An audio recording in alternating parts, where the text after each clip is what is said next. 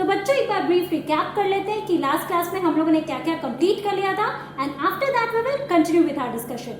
Okay, so now last class we discussed about settlements. Okay, तो मैंने आपको basic definition बताया था सेटलमेंट का. तो what are settlements? So settlement are the places where people build their homes, right. और हमने उसमें अर्ली ह्यूमंस का देखा था कि किस तरीके से सेटलमेंट्स जो इवॉल्व किए थे. अगर हम लोग हिस्ट्री में अपने जाते हैं और अर्ली ह्यूमंस की बात कर रहे हैं, so basically they lived on trees और इन द केव्स, राइट. और धीरे धीरे जैसे जैसे वो इवॉल्व करने लगे, वो इन्वायरमेंट में अडेप्ट करने लगे, वैसे वैसे सेटलमेंट भी चेंज होने लगा. किस तरीके से? So they started settling permanently at a particular place, right, on the banks of river या फिर कोई फर्टाइल लैंड के पास वो लोग रहना शुरू किए, राइट. उसके बाद हम लोगों ने क्या देखा? That settlements can be temporary and settlements can be permanent. फिर हम लोगों ने टेम्पररी और परमानेंट सेटलमेंट का डिफरेंस देखा.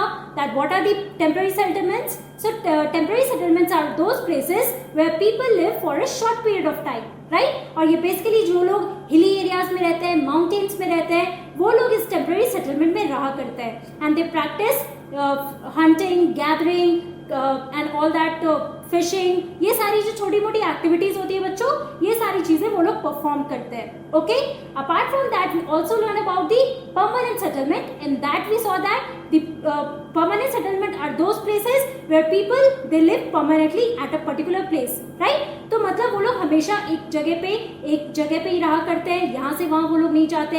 एग्जाम्पल के लिए मैंने आपको क्या बताया था, जैसे आप अपने घर पे रहते हो, वो आपका परमानेंट सेटलमेंट है ना. पीपल में they build their Holmes at that particular place, वही परमानेंट सेटलमेंट हुआ करता है. ओके, उसके बाद हम लोगों ने साइट्स के बारे में पढ़ा. Now site is a place where a building और अ सेटलमेंट इज और अ सेटलमेंट डेवलप्स. ओके, तो ये सारी चीजें हम लोगों ने अपने लास्ट क्लास में कंप्लीट कर ली थी. आज की क्लास में बच्चों हम लोग पढ़ने वाले हैं about rural and the urban settlements. Okay, लेकिन उसके पहले मैं आपको ये 4 पिक्चर्स दिखाती हूँ and I will like that you should see what is the difference between these pictures that I'm showing you here. Okay, तो आप देखो ये पहला पिक्चर आप देखो, क्या आपको पहला पिक्चर और थर्ड पिक्चर सेम लग रहा है? क्या इसमें जो आप घर देख रहे हो या जो बिल्डिंग्स देख रहे हो वो सेम है? ऑब्वियसली नॉट, है ना. देखो आप इस पिक्चर में देख सकते हो, ये बहुत ही डेवलप्ड एरिया आपको दिख रहा है, कोई बड़े शहर का दिख रहा है ना. यहाँ पे बड़ी बड़ी बिल्डिंग्स है, बहुत ही कॉम्पैक्ट बिल्डिंग्स है. और यहाँ पर अगर हम लोग देखते हैं तो आपको कच्चा घर दिख रहा है, रोड भी बहुत ज्यादा बना हुआ नहीं है ना, मडी रोड्स है. और आप जो हाउसेस भी देख रहे हो, एक तो इनकी साइज हाइट भी छोटी है. तो ये आपको क्या बताता है बेसिकली कि डिफरेंट टाइप्स ऑफ सेटलमेंट्स हुआ करते हैं. एक तो आप लोगों ने टेम्पररी और परमानेंट के बारे में पढ़ लिया है. अब जो हम लोग पढ़ने वाले हैं बच्चों, वो है रूरल और अर्बन सेटलमेंट के बारे में. ओके, तो ये पिक्चर क्या दिखाता है आपका अर्बन सेटलमेंट का? That is mainly in towns and cities, जो बड़े बड़े आपके मेट्रोपॉलिटन सिटीज होते हैं. For example Delhi, Mumbai, Kolkata, Chennai. तो मतलब जो बड़े बड़े शहर होते हैं, वहां पे जो सेटलमेंट्स होते हैं बच्चों, वहां पे जो घर या बिल्डिंग्स बनते हैं, उनको हम लोग अर्बन सेटलमेंट्स कहते हैं. और ऑन दी कॉन्ट्ररी ये देखो, जो यहाँ पे आपको छोटे छोटे मड हाउसेस मिलते हैं या फिर जो कच्चे घर मिलते हैं, वो आपको कहाँ मिलते हैं? विलेजेस में मिलते हैं. और आपको पता है कि इंडिया में बहुत सारे विलेजेस हैं, या फिर बाहर की कंट्री में भी देखो तो वहां भी बहुत सारे विलेजेस हैं, लेकिन उनका थोड़ा डिफरेंट होता है. ओके, सो बेसिकली ये इंडिया में आप ये ऐसे विलेजेस देख सकते हो जहाँ पे छोटे छोटे घर होते हैं, मड हाउसेस होते हैं, है ना. तो ये आपका रूरल सेटलमेंट है. ओके, सो बेसिकली मैं आपको ये पिक्चर्स दिखाना चाह रही थी so that you can differentiate between the urban settlement and the rural settlement. अब हम लोग पढ़ने वाले हैं that what is the main difference here between these two settlements. Okay, so there are 2 pictures of settlements, जैसे मैंने भी आपको दिखाया.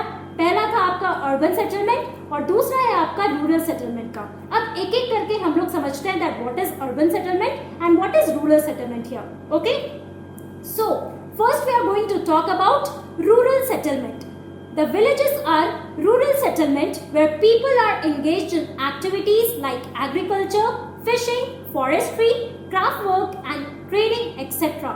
So basically बच्चों, अगर हम लोग रूरल सेटलमेंट की बात कर रहे हैं तो आप लोग किस एरिया की बात कर रहे हो? मतलब हम लोग विलेजेस की बात कर रहे हैं, राइट. जो एरिया बहुत ज्यादा डेवलप नहीं है टेक्नोलॉजी वाइज आप देखो, लेकिन आज के डेट पे कुछ थोड़े बहुत डेवलपमेंट तो वहां भी होते हैं. बहुत सारे विलेजेस में देखो बहुत सारे डेवलपमेंट्स करते हैं, जो हमारे गवर्नमेंट होते हैं वो बहुत सारे डेवलपमेंट्स कर रहे हैं. लेकिन अगर आपको बेसिक डिफरेंशिएशन करना होगा कि रूरल सेटलमेंट क्या होता है, अर्बन सेटलमेंट क्या होता है, तो विलेजेस आपके रूरल सेटलमेंट होते हैं जहाँ पे पे बहुत बड़े बड़े बिल्डिंग्स नहीं आपको दिखेंगे, छोटे छोटे घर दिखते हैं, ओके, और बहुत ही डेवलप नहीं मिलेगा. Also, people here they are engaged in different activities like agriculture. Okay, villages में mainly जो main occupation होता है वो आपको पता होना चाहिए कि agriculture होता है. उसके अलावा fishing, then forestry, right? जो forest में wood cutters होते हैं, ये सारी चीजें जो करते हैं forest से related चीजें, तो वो forestry के अंदर आता है. क्राफ्ट वर्क्स होते हैं, बहुत सारे आर्टिजन्स होते हैं, राइट, या फिर ट्रेडिंग पर्पसेस. ओके, जो ट्रेडिंग की चीजें होती है, मतलब वो विलेज से या फिर गांव से शहर में जो भी चीजें पहुंचाते हैं, जिसकी वो लोग ट्रेडिंग करते हैं, वो आपका ट्रेडिंग एक्टिविटीज में आ जाता है. Okay, so you have to remember here that what are the people living in villages, what are the occupations they are engaged in.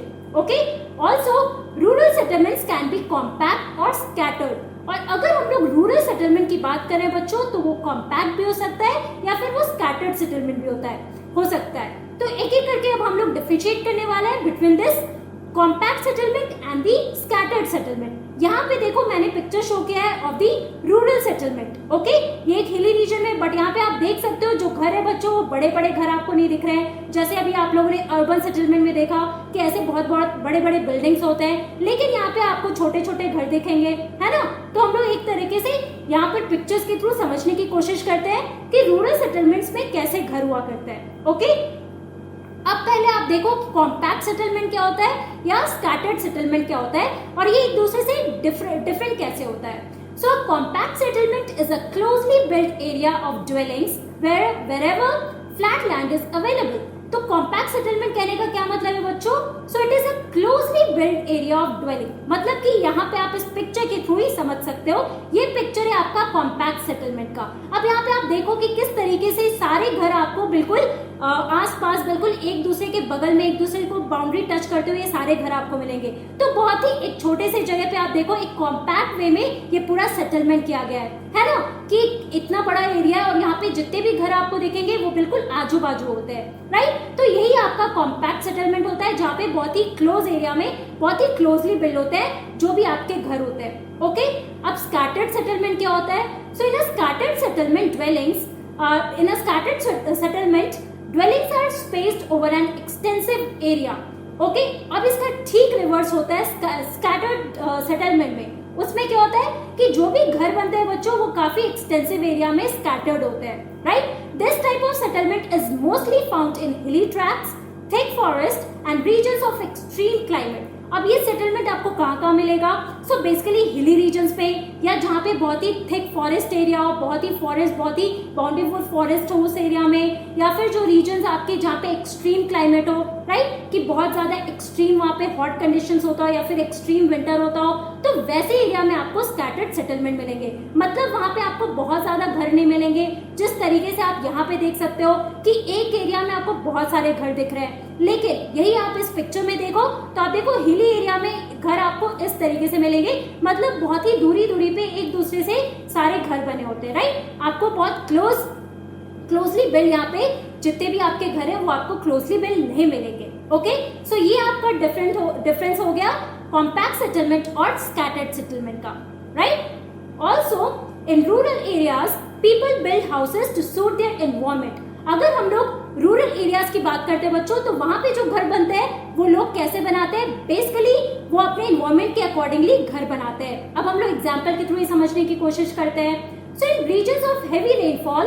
They have slanting roofs. मान लो किसी रीजन में जहाँ पे बहुत ही ज्यादा रेनफॉल हो, एक पर्टिकुलर विलेज जहाँ पे बहुत ही ज्यादा रेनफॉल हो. फॉर एग्जाम्पल अगर इंडिया की हम लोग बात करते हैं तो नॉर्थ ईस्टर्न रीजन आप देख सकते हो, असम, नागालैंड, मणिपुर, मिजोरम, ये सारे जो रीजन है आपको बच्चों, वहाँ पे जितने भी विलेजेस हैं, तो वहाँ पे जो आप घर देखोगे वो बहुत ही डिफरेंट बिल्ड होता है. जो आपके घर होते हैं फ्लैट रूफ होते हैं, उस तरीके का घर आपको नहीं मिलेगा नॉर्थ ईस्टर्न रीजन में. और ये रीजन क्या है? यहाँ पे जैसे आप इस पिक्चर में देख सकते हो कि ये घर आप देखो, this is build with this slanting roof, right. यहाँ पे आप देख सकते हो जो रूफ है बच्चों वो स्लैंटिंग रूफ है, ताकि जो अगर बारिश वहाँ पे हो रही है, ऑब्वियसली जहाँ पे बहुत हेवी रेनफॉल हो रहा है, तो पानी अक्यूमुलेट ना हो, इस वजह से वो लोग स्लैंटिंग रूफ रखते हैं ताकि पानी नीचे गिर जाए, राइट.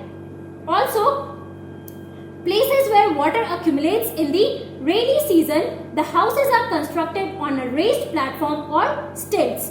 बच्चों अब हम लोग बात करते हैं जहाँ पे वैसे विलेजेस जहाँ पे पानी एक्युमुलेट कर जाता है रेनी सीजन में, मतलब मान लो कोई एक पर्टिकुलर एरिया में पानी जमा हो जाए तो वहां पे कैसे घर बनते हैं, तो वहां पे घरों को रेज किया जाता है। The houses are constructed on a raised platform, एक रेस्ड प्लेटफॉर्म पे घर बनता है सो दैट पानी जो एक्युमुलेट होता है या जमा होता है वो उनके घर के अंदर ना घुस जाए, राइट। सो आप देख सकते हो किस तरीके से एनवायरमेंट के अकॉर्डिंगली लोग यहाँ पे घर बनाते हैं। मतलब अगर वो हैवी रेनफॉल वाले रीजन में रह रहे हैं तो स्लैंटिंग रूफ होगा और जो घर बनेंगे वो एक रेस्ड प्लेटफॉर्म में बनेगा।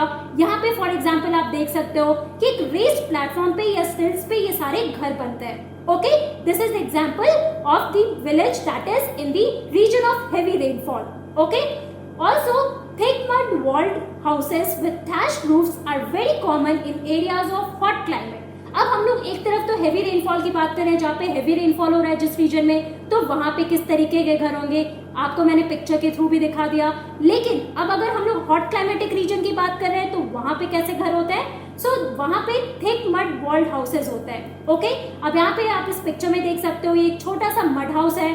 तो इस तरीके के घर आपको कहाँ मिलेंगे बच्चों, जहाँ पे हॉट क्लाइमेटिक कंडीशन है। जिस विलेजेस में हॉट क्लाइमेटिक कंडीशन होता है तो इस तरीके के मड हाउस होते हैं सो दैट अंदर का जो इनका घर का अंदर का पार्ट है बच्चों वो इंटीरियर थोड़ा ठंडा रहे, right. Also local materials like stones, mud, clay, straw etcetera are used to construct houses. और किन किन चीजों से घर बनता है, so local materials like stones, mud, clay, straws, इन सब की यूज से ये पूरा घर बनता है। क्या आपका घर इस तरीके का बना होता है बच्चों?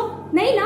तो इस तरीके से आप देख सकते हो कि जो रूरल सेटलमेंट होता है, मतलब जो भी सेटलमेंट विलेजेस में होते हैं वो क्वाइट डिफरेंट होते हैं from the settlements that are done in the urban areas. एक तो आप लोगों ने पिक्चर के थ्रू अभी रूरल सेटलमेंट के बारे में समझ लिया है, अब हम लोग अर्बन सेटलमेंट पढ़ते हैं। Okay, so the towns are small and cities are large in urban settlements. So basically अगर हम लोग अर्बन सेटलमेंट्स की बात कर रहे हैं तो आपको एक बात पता होना चाहिए कि हमारे कंट्री में हर एक स्टेट में डिफरेंट डिस्ट्रिक्ट्स है, राइट। और वो डिस्ट्रिक्ट्स छोटे छोटे विलेजेस में डिवाइडेड है। तो अगर डिस्ट्रिक्ट्स की बात करें तो वहाँ पे छोटे छोटे टाउन्स भी होते हैं, राइट। सो जो टाउन्स होते हैं बच्चों वो स्मॉल अर्बन सेटलमेंट होते हैं। और वही जो आपके सिटीज होते हैं, बड़े बड़े सिटीज होते हैं, फॉर एग्जाम्पल मेट्रोपॉलिटन सिटीज। अगर हम लोग इंडिया की बात कर रहे हैं तो आपके मेट्रोपॉलिटन सिटीज हो गए दिल्ली, कोलकाता, मुंबई, हैदराबाद। तो ऐसे जो आपके मेट्रोपॉलिटन बड़े बड़े सिटीज है वो लार्जर अर्बन सेटलमेंट्स होते हैं। क्यों?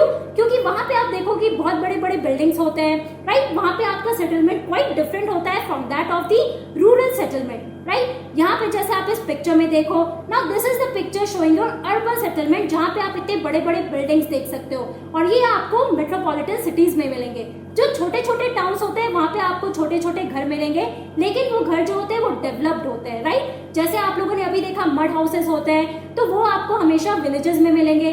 सिटीज की अगर हम बात करते हैं तो वहां पे जो घर बनते हैं वो ब्रिक से बनते हैं, जो आप अपने घर में भी देख सकते हो, right. So in the urban areas people are engaged in manufacturing, trading and services. अब जो अर्बन एरियाज में लोग रहते हैं बच्चों, सिंस वो एक डेवलप्ड रीजन में रह रहे हैं तो वो जो एक्टिविटीज, जो उनका बेसिक ऑक्यूपेशन होता है वो भी थोड़ा डिफरेंट होता है। अब वो बेसिक ऑक्यूपेशन क्या होता है, मैन्युफैक्चरिंग का होता है, नहीं तो वो ट्रेडिंग में इन्वॉल्व होते हैं, नहीं तो वो डिफरेंट टाइप्स ऑफ सर्विसेज करते हैं। Okay, so this is basically about important points about urban settlement and it is very different from that of the rural settlement. Okay, तो बच्चों आज की क्लास में हम लोगों ने क्या पढ़ा है? So in today's class we talked about rural settlement and the urban settlement. Okay, अब आप लोगों ने रूरल सेटलमेंट में देखा जो विलेजेस होते हैं they are basically the rural settlements. Okay, और अर्बन सेटलमेंट्स में क्या होते हैं, टाउन्स एंड सिटीज। जो आपके टाउन्स होते हैं वो स्मॉलर अर्बन सेटलमेंट्स होते हैं और जो आपके सिटीज होते हैं वो लार्जर अर्बन सेटलमेंट्स होते हैं। और एक दूसरे से काफी डिफरेंट होते हैं क्योंकि रूरल सेटलमेंट्स में जो आप घर देखोगे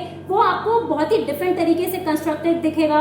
और वही अगर हम लोग अर्बन सेटलमेंट की बात कर रहे हैं तो वहां पे आपको बड़े बड़े बिल्डिंग्स मिलेंगे, है ना। और दोनों जगह पे जो लोग होते हैं रहते हैं उनका ऑक्यूपेशन भी काफी डिफरेंट होता है, राइट। सो इस तरीके से आप लोगों ने सेटलमेंट के बारे में पढ़ लिया। अब ये हमारा फर्स्ट टॉपिक कंप्लीट हो गया है about the settlements. In our next class we are going to talk about transport. Okay, अब हम लोग नेक्स्ट क्लास में देखने वाले हैं about the different means of transport there. Okay, so that's all for today. Thank you very much, have a nice day.